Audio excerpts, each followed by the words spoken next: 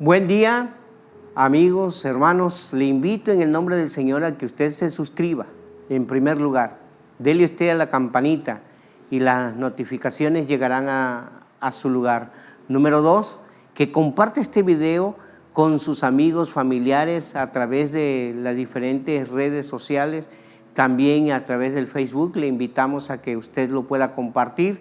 Y en tercer lugar, le pedimos su apoyo en oración, ya que este ministerio no tenemos patrocinadores, pero tenemos la mano del Señor con nosotros. Le pedimos, por favor, que haga una breve oración por cada uno de nosotros que componemos este equipo de trabajo, que somos varios, pero que estamos en el nombre del Señor trabajando para la gloria de Él.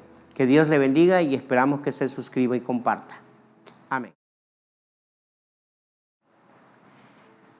Asimismo, amados hermanos, vemos nosotros a través de la palabra del Señor, en el libro de Apocalipsis, capítulo 1 al 7, una iglesia que perdió la memoria, que tuvo que ser llamada a recordar de dónde era, cómo era y en dónde se encontraba. Dice la palabra del Señor aquí en el libro de Apocalipsis capítulo 2 versículo 1 al 7, escribe al ángel de la iglesia en Éfeso, el que tiene las 7 estrellas en su diestra, el que anda en medio de los 7 candeleros de oro, dice esto: yo conozco tus obras y tu arduo trabajo y paciencia, y que no puedes soportar a los malos, y has probado a los que se dicen ser apóstoles y no lo son, y los has hallado mentirosos. Y has sufrido y has tenido paciencia y has trabajado arduamente por amor de mi nombre y no has desmayado. Pero tengo contra ti que has dejado tu primer amor. Recuerda, por tanto, de dónde has caído y arrepiéntete y haz las primeras obras, que si no, vendré pronto a ti y quitaré tu candelero de su lugar si no te hubieres arrepentido.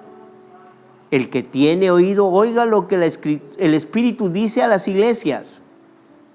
Al que venciere, le daré a comer del árbol de la vida, el cual está en medio del paraíso. Señor, preside, guía y permite que tu palabra sea de bendición para todos. En Cristo Jesús. Amén. En la región de Éfeso se destacaba este templo maravilloso a la diosa Diana. Era un lugar importante según Hechos capítulo 19 versículo 35. Ahí había procónsul, había justicia. Vamos a decir que era el lugar donde se encontraba, aunque a la orilla del mar, se encontraban los juzgados. Pero también algo interesante de este lugar es que esta iglesia tuvo grandes privilegios espirituales, pues fue fundada esta iglesia por el apóstol Pablo, cuando estuvo allí en esa ciudad por 2 años, según nos dice Hechos 19, 8 al 10. Por allí pasó Timoteo, Aquila, Priscila, Apolos, y aún el mismo Juan, dice la historia, que allí se posó y allí murió en ese lugar, en Éfeso. Amados hermanos, qué maravillosa bendición obtuvo y tuvo esta iglesia. Por ello, esta iglesia, una vez que fue poderosa, hoy solamente quedan ruinas de ella. Solamente quedan pequeños lugares, escombros de esa majestuosidad que un día fue considerado como una de las 7 maravillas del mundo. Otra de las cosas muy importantes de esta ciudad es que nos da detalles en el texto para tratar de entender lo recomendado a las iglesias, examinando el Señor con sus ojos de fuego espirituales la condición en la cual se movía esta iglesia. Y amados hermanos, Cristo sostiene con firmeza en sus manos las estrellas. Como ya hemos mencionado, Él juzga a su iglesia antes de proceder a juzgar al mundo. Y al fin y al cabo, lo que nos debe importar es su veredicto. De nada sirve una iglesia que sea alabada o despreciada por los hombres. Lo que realmente importa es lo que Cristo piense de cada iglesia. Pero aquí es ahí donde entramos, amados hermanos, cómo el Señor lo primero que hace es alabar a la iglesia. Y lo alaba el Cristo exaltado, conoce lo que sucedió entre su pueblo. Y le dice, yo conozco ¿qué? Tus obras y tu arduo trabajo, tu paciencia, que no puedes soportar a los malos. Y has probado a los que dicen ser apóstoles y no lo son, y lo has hallado mentirosos. Amados hermanos, el Señor le está diciendo, yo soy omnipresente y omnisciente, conozco todo de ti, conozco que hablas y que buscas algo especial, que has trabajado, que has llegado a estar exhausto en tu labor y en tu trabajo, por la iglesia, por el Señor, por mí y por el Padre Celestial. Y has hecho todas las cosas sin reserva. Es más, conozco tu paciencia, que a pesar de los conflictos y situaciones que estás viviendo, ahí estoy contigo. No se trata de la resignación, que acepta lo que venga y agacha la cabeza, sino oponer resistencia. Lo que aquí se describe, amados hermanos, como paciencia, es la actitud valerosa que acepta el sufrimiento y las pérdidas sin hundirse ni abandonarse. El Señor las alaba y le dice, no soportas y tienes celos sobre los malos. Yo sé que te cuesta trabajo entenderlos, que no puedes soportarlos. Y tienes un cuidado en la disciplina dentro de la iglesia. Y más, no eres incrédulo, pues sabes quiénes se acercan a ti. Y examinas lo que te predican, examinas lo que te hablan, examinas las personas que llegan a ti y los hallas que aunque digan que son apóstoles, los encuentras mentirosos. No así, amados hermanos, como Dios manda a Aquila, a Priscila, a un Apolos y manda al mismo Juan. La iglesia de Éfeso estaba acostumbrada a realizar la labor especial que Dios le había mandado. Pero eso, amados hermanos, le había dado pautas y había dicho, conozco que sufres, conozco que estás pasando por momentos difíciles y has trabajado arduamente por amor a mi nombre y no has desmayado. Esta lucha, los cristianos de Éfeso se habían mostrado trabajadores incansables a quienes las dificultades no les había hecho desmayar de su celo por el Señor. Y dice, no puedes soportar a los impostores, a los malos. Y estos eran puestos al descubierto, mostraban su astuto rechazo hacia ellos. La iglesia de Éfeso aborrecía las cosas anteriores. Esto nos lleva a preguntarnos si los cristianos debemos sentir odio hacia esas ciertas cosas. Aquí vemos que esta es una de las virtudes que el Señor alaba de la iglesia. Lo importante es que ellos aborrecían lo que el Señor aborrecía. Por ello es importante saber, amados hermanos, que nosotros tenemos que aborrecer lo que el Señor aborrece. Y aunque no sabemos cuáles eran la obra de los nicolaítas, lo cierto es que no odiaban a los hombres, sino las cosas que hacían. El creyente de Éfeso había cuidado de poner en práctica la exhortación del apóstol Pablo que encontramos nosotros cuando lo hace en Mileto en el capítulo 20, versículos 17 al 38. El apóstol Pablo les advierte a la iglesia de Éfeso que iban a suceder dos cosas. Una, tendrían dificultad que los pastores llegarían y que fueran estos lobos rapaces, hombres impíos, emisarios de Satanás. Pablo los advierte, tengan cuidado con todo eso. Tengan cuidado con esa situación que se presenta cerca o lejos, puede presentarse en la iglesia. La segunda cosa, amados hermanos, es que el apóstol Pablo le dice, ante estos peligros, les ruego que guarden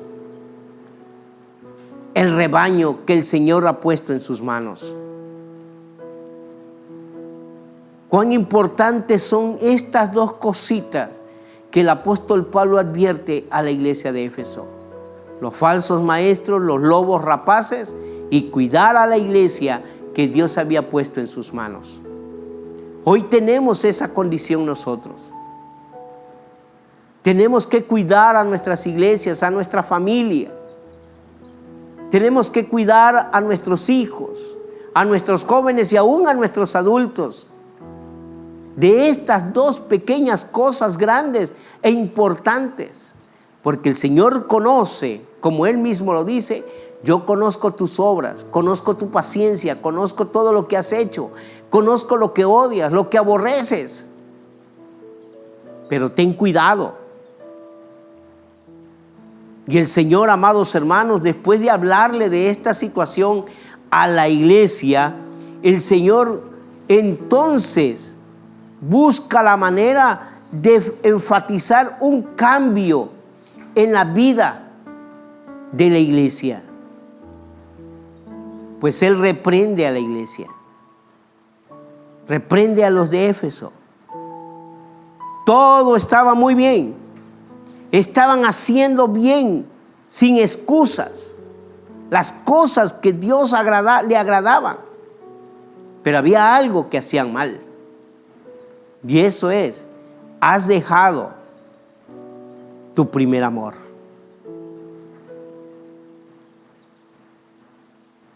Tal vez la iglesia de Éfeso había crecido tanto que ya la primera generación, la que conoció del Evangelio, ya no existía.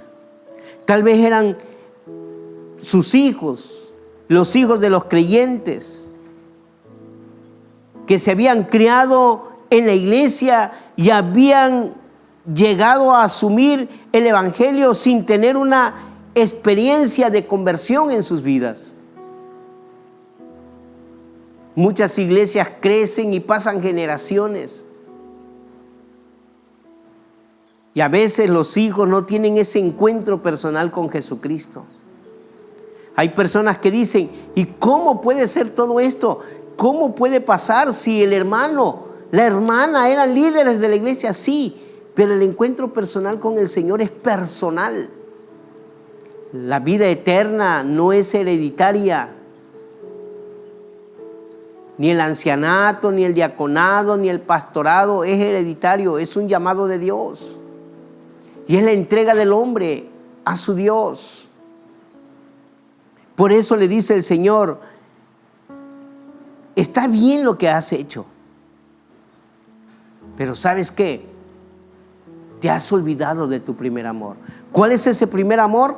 Tal vez lo que dice el mismo Señor Jesucristo, resumiendo cuando le preguntan, Señor, ¿y en qué se resume el amor? Y Él dice, amarás al Señor tu Dios con todo tu corazón, con toda tu mente y con toda tu alma, con todas tus fuerzas. Ese era el primer amor. ¿Cuántas personas hoy alaban a Cristo, pero se han olvidado de su primer amor? Saben mucha teología, saben mucha doctrina, que no es malo, pero se enfatizan más en ello en cuidar las reglas, en cuidar las doctrinas, pero se olvidan del primer amor.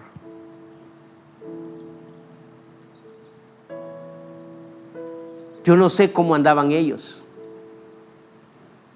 No sé cómo lo hacían antes. Pero tal vez ellos se habían olvidado de amar a las almas perdidas. Ya no se preocupaban por predicar el evangelio, estaban preocupados por mantener la sana doctrina, de hacer exámenes, estudios, cuidar quién entraba y quién salía. Es cierto y no está mal. Se centraron su energía en la doctrina. Se centraron en buscar lo falso. Se centraron en ver las cosas negativas. Su vitalidad como cristianos se había perdido. Encontramos nosotros, amados hermanos, una iglesia que se colocó con el énfasis de cuidar sus predicaciones. Pero hubo un enfriamiento en su vida espiritual. Y eso lo llevó al Señor a decirle: has dejado tu primer amor. Recuerda dónde te tomé, dónde te encontrabas, cómo eras. Recuérdalo. Vuelve tu memoria hacia atrás. Como muchas veces nuestro padre o nuestra madre nos dice: ¿recuerdas cuando eras niño? ¿Recuerdas cuando estabas en la secundaria? ¿Recuerdas cuando dijiste esto? Y nosotros hacemos memoria. Es más, hay personas que conozco que cuando mueren sus padres se ponen a recordar los consejos, las palabras de su papá y tratan de ponerlo en práctica. Pero ya no hay quien lo vea. Por eso el Señor le dice: recuerda dónde te encontrabas. Recuerda que te conozco. Recuerda que sé quién eres. Recuerda cuando estabas en tu primer amor, cuando tenías ilusiones, cuando deseabas predicar el evangelio, cuando te llamaba la atención llevar la palabra. Pero ahora hay un enfriamiento en ti. Por ello, te pido, por favor, que reconsideres la situación en la cual te encuentras y te pido que te arrepientas. Arrepiéntete. Pero para poderse arrepentir necesitas recordar de a dónde has caído. Arrepiéntete de aquellas cosas de las cuales no estás orgulloso. Recuerda tu primer estado. Recuerda las primeras cosas que hacías. Recuerda aquellas cosas, cómo cantabas, cómo leías, cómo orabas. Recuerda cómo lo hacías con ese fervor, con ese anhelo. La iglesia a veces cae en monotonía, hermanos. A veces cae en aquella no paciencia, sino dejación total. Recuerdo que una ocasión en México llegué a una iglesia donde veía yo los primeros 2 meses una iglesia que llegaba la gente después ya calculando el mensaje. No llegaban a escuela de formación, casi todos, sino empezaban a llegar hasta ya casi cerca del mensaje. Y una ocasión le dije a un anciano: mire, hermano, en lugar de la oración de pastoral vamos a poner el mensaje, y donde va el mensaje vamos a poner la oración pastoral. ¿En serio, pastor? Así vamos a hacerlo. Entonces, después de la lectura bíblica, de los himnos, después de algunos puntos del orden de culto, entró el mensaje. Después del mensaje, tuvimos otro canto, de allí las ofrendas, llegó un grupo de hermanos, empezaron a llegar y vamos a tener la oración pastoral. Y tuvimos la oración pastoral. Y de allí tuvimos los avisos y la oración final y la bendición pastoral. Cuando salimos, algunos miembros decían: hermano, ¿y cuándo fue el sermón? El sermón fue al principio del orden de culto. Pero pastor, ¿por qué lo hicieron así? Porque son los cambios, hermanos. Entonces ellos empezaron a llegar más temprano. Y el mensaje lo cambiábamos de lugar. Porque a mucha gente, hermanos, les interesa más el mensaje que adorar a Dios. Y no es malo, pero todo es un conjunto. En otra iglesia cambiamos el aposento alto primero y después la escuela de formación. Cuando Dios le dice a la iglesia: arrepiéntete y haz las cosas que hacías antes. Recuerda cómo eras. Recuerda a dónde has caído. Recuerda de dónde. Aquello que hacías bonito, hoy lo has dejado. Pero ¿sabes qué? Si te arrepientes, haz las primeras obras. Porque si no haces eso, si no te arrepientes, vendré pronto a ti y quitaré tu candelero de su lugar. No está hablando de la segunda venida. Está hablando el Señor de juzgar a la iglesia y decirle: por cuanto no te has arrepentido, lo que yo tenía para ti se lo voy a dar a otro. Voy a quitarte la luz y vas a vivir en la penumbra. Hay iglesias, hermanos, en México que están cerradas sus puertas. Y no por la pandemia, tiene años. Y ahorita son bibliotecas, centros comerciales. Porque Dios decidió quitarle el candelero de su lugar. Hay iglesias, amados hermanos, que ya no tienen la luz del Señor. Hay familias que han caído en oscuridad porque se han olvidado de su primer amor y no se han arrepentido de sus pecados, y entonces Dios quita lo que tenía para ellos. Grandes y abundantes bendiciones. Por eso dice el Señor que con la seriedad de esta advertencia, de estas palabras, nos hace ver lo peligroso que es estar centrado en la doctrina, en la disciplina, en las reglas, que en la palabra de Dios, que en lo que Dios quiere que nosotros hagamos. Y no es mala la disciplina, no es mala la doctrina, no es mala estar observando las predicaciones, no es malo observar los estudios que dan los hermanos, saber que no haya una doctrina errónea o falsa. Pero no podemos olvidarnos de que somos luz en medio de las tinieblas, de que somos llamados por el Señor, como dice Mateo capítulo 5, versículo 13 en adelante, que nosotros somos la sal de la tierra y la luz del mundo. No podemos olvidarnos que tú y yo somos esa luz del Señor. Por eso el Señor nos alumbra. ¿Y por qué alumbra con su candelero? Para que nosotros podamos caminar y no tropezar, pero también para que otros vean la luz de Dios, la luz de su gracia a través de nosotros. Por eso le dice el Señor: arrepiéntate, cambia de actitud, escucha mi voz y cambia tu forma de pensar. Cambia tu forma de pensar para que cambie tu manera de actuar, para que cambie tu vida.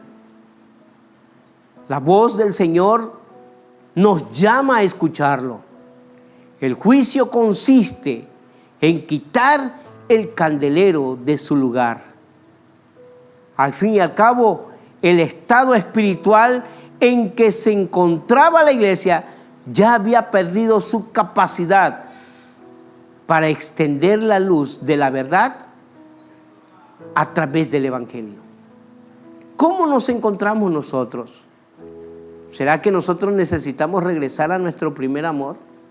Necesitamos empezar, recordar en dónde nos encontrábamos cuando conocimos el evangelio.